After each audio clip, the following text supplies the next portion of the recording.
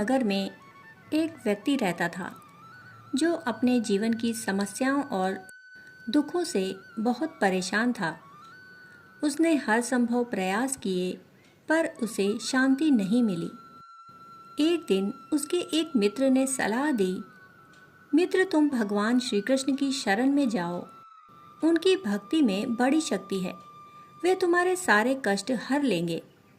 मित्र की बात मानकर वह व्यक्ति बाजार से भगवान श्री कृष्ण की एक सुंदर मूर्ति ले आया और उसे अपने घर के मंदिर में स्थापित कर दिया। वह रोज सुबह शाम धूप दीप जलाता और प्रार्थना करता। देखते देखते कई साल बीत गए, लेकिन उसके जीवन की परिस्थितियां नहीं बदली। वह और ज्यादा परेशान और निराश हो गया। तभी उसे एक दूसरा मित्र मिला।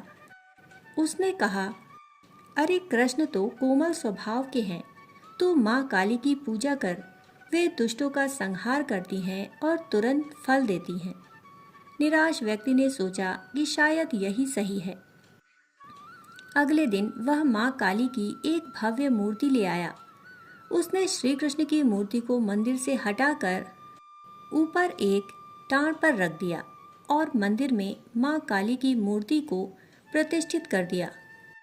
अब वह माँ काली की श्रद्धा पूर्वक पूजा करने लगा। एक दिन जब उसने माँ काली के सामने कीमती और सुगंधित अगरबत्ती जलाई तो अचानक उसके मन में एक विचार आया। उसने ऊपर टांड की ओर देखा जहाँ श्री कृष्ण की मूर्ति धूल खा रही थी। उसने सोचा, अगर इस अगरबत्ती की खुशबू ऊपर गई तो इसे श्री कृष्ण भी सूंघ लेंगे। मैंने तो अब उनकी पूजा छोड़ दी है, तो फिर उन्हें यह सुगंध क्यों मिले? यह तो सिर्फ मेरी माँ काली के लिए है। यही सोचकर वह तुरंत एक कपड़ा लाया और एक स्टूल पर चढ़कर श्री कृष्ण की मूर्ति की नाक और मुंह पर पट्टी बांधने लगा ताकि सुगंध उन तक ना पहुंच पाए। जैसे ही उसने मूर्ति के चेहरे पर कपड़ा स्पर्श किया, अचानक एक चमत्कार हुआ। साक्षात भगवान श्री कृष्ण ने उसका हाथ पकड़ लिया। वह व्यक्ति हक्का बक्का रह गया।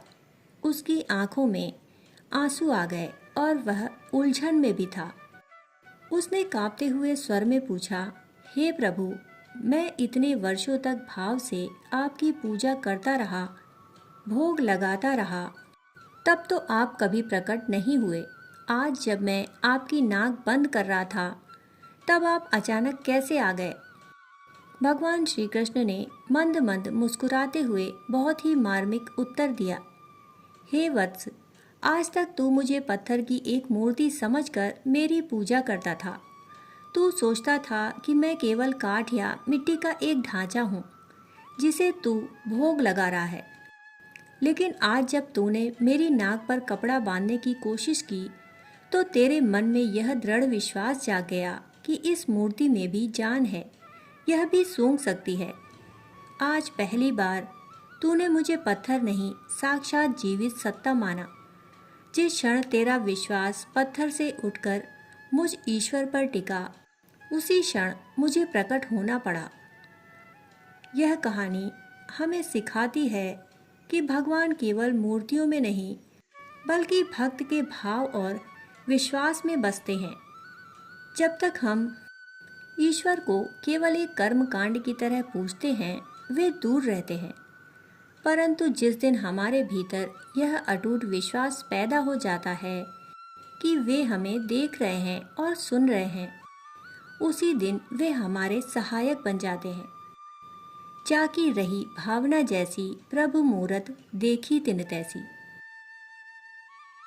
दोस्तों, कहानी सुनने के लिए आप सभी का बहुत बहुत आभार।